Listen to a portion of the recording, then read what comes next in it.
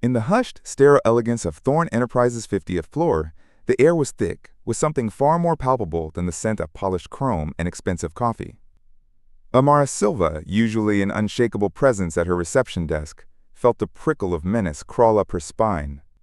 The culprit stood directly before her, a predatory smirk plastered across his perfectly coiffed face. Ethan Thorne, scion of the Empire, a man whose reputation for predatory advances on female staff was an open secret, whispered in hushed tones behind closed office doors. "Amara," he purred, his voice a low, oily rumble. "Still playing hard to get? You know, most women would beg for my attention." He leaned closer, his eyes scanning her with an insolent disdain that made her skin crawl. "Especially a pretty little thing like you, stuck behind a desk, waiting for a real life to begin." Amara's gaze, usually warm and inviting to legitimate visitors, was now a cool, impenetrable shield. Her voice, when it came, was steady, betraying none of the furious contempt simmering beneath her calm exterior. "Mr. Thorne, my work begins and ends here. Is there anything you need that pertains to company business?" Ethan's smirk hardened, his jaw clenching. Her composure, her quiet defiance, always seemed to infuriate him. He was accustomed to easy conquests, to women who either succumbed to his charm or trembled at his veiled threats. Amara did neither. "Oh, it pertains to business, all right," he sneered, a dangerous glint entering his eyes. "It pertains to the business of knowing your place. You've made a powerful enemy, Amara. And trust me, you're going to regret that." He straightened, a chilling resolve setting his features. "Everyone finds their level, sweetheart. And yours, darling, is about to be a very public, very humiliating descent." He turned on his heel, leaving behind a wake of palpable tension. Amara watched his retreating back, her heart thudding a slow, steady rhythm against her ribs. She knew the veiled threats, the insidious rumors, the carefully orchestrated accidents that had led to the sudden departures of women who had dared to cross Ethan. This time, however, the target was different. He had no idea just who he was dealing with. And before we dive deeper into Amara's incredible journey, make sure you hit that subscribe button and notification bell for engaging voices. You won't want to miss a single story of triumph, resilience, and unexpected turns like this one. Amara Silva had arrived in Toronto 2 years prior, seemingly out of nowhere, securing the highly sought-after executive secretary position at Thorne Enterprises. To her colleagues, she was a quiet enigma, always impeccably dressed, flawlessly efficient, and possessed of a quiet grace that belied her seemingly modest role. She lived in a small, unassuming apartment in a quiet part of the city, took public transit, and politely declined most after-work social invitations. Her life, on the surface, was one of humble dedication, but this carefully constructed persona was a deliberate choice, a mask worn with purposeful intent. Amara was, in fact, Amara da Costa, the sole heir to one of Brazil's oldest and most influential families. The da Costa name resonated with power, not just in vast mining conglomerates and sprawling agricultural empires, but in a legacy of philanthropy and ethical business practices stretching back generations. Her father, the formidable patriarch Sebastião da Costa, had always believed that true leadership could not be taught solely in boardrooms or business schools. It had to be experienced, understood, and earned through genuine connection with people, particularly those often overlooked by the powerful. "Amara, my light," her father had said, his voice raspy with emotion during their last private conversation at their sprawling Rio de Janeiro estate. "You have the mind, the heart, and the name. But before you carry the weight of da Costa, you must understand the world from its foundations. You must know what it is to serve, to truly listen, to feel the sting of injustice as if it were your own. Go. Go to a place where our name means nothing. Learn how to build, not just to inherit." And so, Amara had come to Canada, a country known for its multiculturalism and robust legal systems, choosing a role that would embed her deep within the daily operations of a large corporation, far from the gilded cages of her family's world. She had chosen Thorne Enterprises precisely because of its reputation for ruthless efficiency, and, as whispered in the higher echelons of global business, its less than stellar ethics. It was a perfect crucible. What she found, however, was worse than whispered rumors. Richard Thorne, the elder, a man whose booming laughter echoed through boardrooms, was a casual racist. His comments about staff of color veiled by a thin veneer of corporate politeness.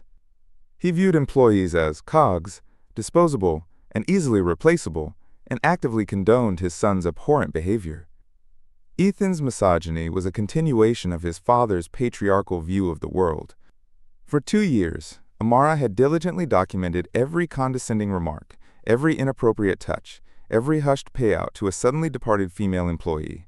Her humble secretary's desk was a strategic outpost, her quiet demeanor a cloak, and her sharp mind a recording device.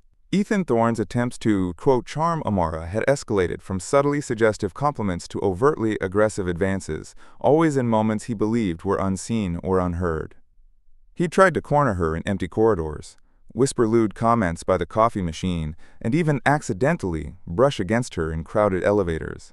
Each time, Amara had met his advances with an unyielding politeness, a cool detachment that infuriated him more than any outburst. He was used to fear, or at least feigned interest, her utter lack of reaction.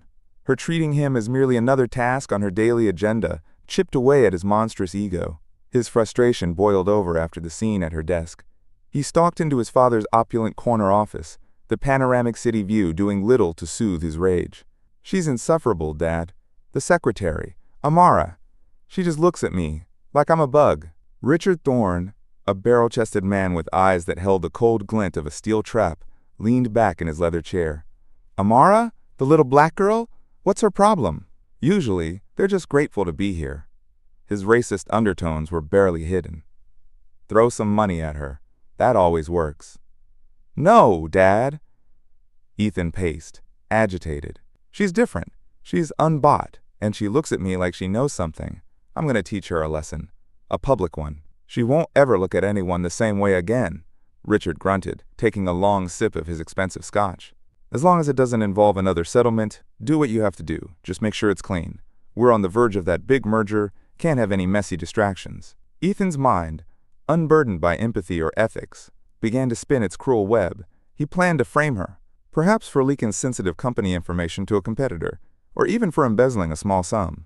He would plant false evidence, use his connections in IT to create fake digital trails, and then, at the pinnacle of their annual shareholder meeting, expose her in front of everyone. The humiliation, he thought, would be exquisite. He had no idea he was playing with fire, unaware that his chosen victim possessed the very power he worshipped, only wielded with far greater integrity. The day of the annual shareholder meeting dawned crisp and clear, a stark contrast to the storm brewing within the gilded walls of Thorne Enterprises. The grand ballroom, usually reserved for lavish corporate galas, buzzed with the low hum of excited investors, anxious employees, and a smattering of curious journalists. Amara, as the executive secretary, was positioned near the podium, meticulously arranging presentation slides. She looked calm, poised, a picture of quiet professionalism. But beneath the surface, her heart was a drum of anticipation. Today, her mission would culminate.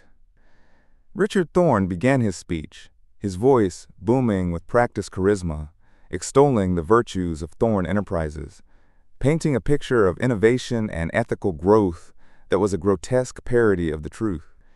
Ethan stood beside him, a triumphant gleam in his eyes, occasionally glancing at Amara with a cruel, expectant smirk. As Richard moved to introduce Ethan for the next segment, a carefully prepared surprise announcement, Ethan stepped forward, a tablet in his hand. "Ladies and gentlemen," he began, his voice dripping with feigned gravitas, "before we discuss our exciting Q3 projections, I must regrettably bring a matter of grave importance to your attention. It is a matter of trust, integrity, and, frankly, a betrayal within our very ranks." A ripple of murmurs spread through the room. Ethan paused, letting the suspense build. He then pointed a dramatic finger directly at Amara. "Our very own executive secretary, Amara Silva, has been discovered attempting to leak highly confidential financial data to a rival firm and diverting company funds for personal gain. We have irrefutable digital evidence." He flicked a switch on his tablet, and the main projection screen behind him flickered to life, displaying what appeared to be doctored emails and bank transfer records. Gasps erupted. Richard Thorne looked on, a look of grim satisfaction on his face, a performance designed to convey regret rather than complicity. Amara, however, did not flinch. Her eyes, usually soft, now held a laser-like focus. She waited. "Security!" Ethan bellowed, and two large men in suits stepped forward, moving towards Amara. "Escort her out." "Immediately." Just as they reached her, Amara raised a hand, a single, calm gesture that somehow commanded silence. Her voice, though not loud, cut through the clamor, resonating with an authority that shocked everyone in the room. "Before I comply, Mr. Thorne," she said, her eyes fixed on Ethan's, "I believe there has been a grave misunderstanding. You speak of evidence. I too have evidence." She reached into her smart handbag, not for a protest, but for a sleek, encrypted device. With a practiced movement, she plugged it into a hidden port near the podium, overriding Ethan's projection. The screens flickered, then displayed a torrent of meticulously organized data, audio recordings of Ethan's advances, timestamps, dates, names of other women he had harassed, details of confidential settlements, even a clear, undoctored recording of Richard Thorne, explicitly condoning his son's behavior and making bigoted remarks about staff. Each file was neatly labeled, each piece of evidence corroborated by multiple sources. A hushed silence fell over the room, broken only by the rapid clicks of journalists' cameras. The evidence was damning, undeniable. Ethan's face went from triumphant glee to ashen horror. Richard Thorne, whose confident posture had only moments before radiated power, now looked like a deflating balloon, his eyes wide with disbelief and dawning fear. "And as for who I am," Amara continued, her voice gaining strength, no longer merely Amara Silva, the secretary, but Amara da Costa, the heiress, her words echoing with the weight of generations of power and integrity. "My full name is Amara Isabel da Costa. My family's holdings include major stakes in several of the firms you just mentioned, Mr. Thorne, firms whose boards of directors I have been quietly informing of your company's abhorrent practices for the past 6 months." She paused, allowing the collective gasp to ripple through the room. Board members looked at each other, some with dawning recognition, others with outright shock. "My father, Sebastião da Costa, believed that true leadership is built on empathy and justice," she explained, her gaze sweeping across the stunned faces in the audience. "I came here under a different name to understand what it meant to serve, to truly experience the challenges faced by everyday employees. What I found was a culture of systemic abuse, racism, and misogyny, enabled by those at the very top." Her eyes narrowed, fixing on Richard Thorne. "You treated your staff like slaves, Mr. Thorne, and your son preyed upon them. You believed your connections and your wealth could cover up anything. But justice, true justice, has a way of finding its light." She then turned to the journalists, now scribbling furiously. "My legal team is already in motion. Lawsuits for workplace harassment, discrimination, and corporate fraud are being filed concurrently across multiple jurisdictions. The evidence you see before you will be provided to the appropriate authorities. Thorne Enterprises, as you know it, will face a reckoning." Chaos erupted. Shareholders began to shout, some demanding answers, others rushing towards the stage. Ethan Thorne, pale and sweating, stammered incoherent denials, while Richard Thorne, stripped of his bravado, simply stared, defeated. Within hours, the news channels were ablaze with the story. The Thorne scandal dominated headlines globally. The fallout was swift and brutal. Richard and Ethan Thorne were immediately removed from their positions. Investigations launched by both corporate and governmental bodies uncovered layers of financial impropriety and systematic cover-ups of employee abuse. The Da Costa family's immense legal and financial power, coupled with Amara's meticulous documentation, ensured that there would be no escape this time. Many of the women who had been silenced, intimidated, or forced into settlements finally came forward, emboldened by Amara's courage. For Amara, the experience at Thorne Enterprises was a profound and unexpected lesson. She had sought to understand service, and in doing so had been forced to confront profound injustice. She had come to learn how to lead, and instead found herself leading a charge for justice against a powerful, corrupt entity. The quiet secretary, underestimated and overlooked, had brought down an empire built on fear and prejudice. She returned to Brazil a few months later, not just an heiress, but a proven leader, forged in the crucible of corporate corruption, her understanding of service now deeply intertwined with a fierce commitment to justice. Her father, his eyes beaming with pride, embraced her. "You did not just inherit, Amara," he said, his voice thick with emotion. "You earned your place. You built something far greater than wealth. You built justice." Amara, now taking her rightful place at the helm of the Da Costa Empire, began to implement sweeping changes, focusing on ethical sourcing, fair labor practices, and comprehensive employee welfare programs. She ensured that the lessons learned from Thorn Enterprises would never be forgotten, transforming her family's legacy into a beacon of responsible and compassionate business. The young black woman who came to Canada to understand how to serve others had not only fulfilled her father's wish, but had also delivered a powerful message to a world that often condones abuses of power, that true strength lies not in wealth or connections, but in integrity, resilience, and the unwavering pursuit of justice. If this story of Amara's journey and her fight for justice resonated with you, if it stirred your emotions and left you wanting more compelling narratives like this one, then we invite you to become a vital part of our community. Please like this story, share it with your friends and family, and most importantly, subscribe to the Engaging Voices channel. Don't forget to turn on the notification bell so you never miss another dramatic, emotional, and inspiring tale. Your support helps us bring more powerful stories to life.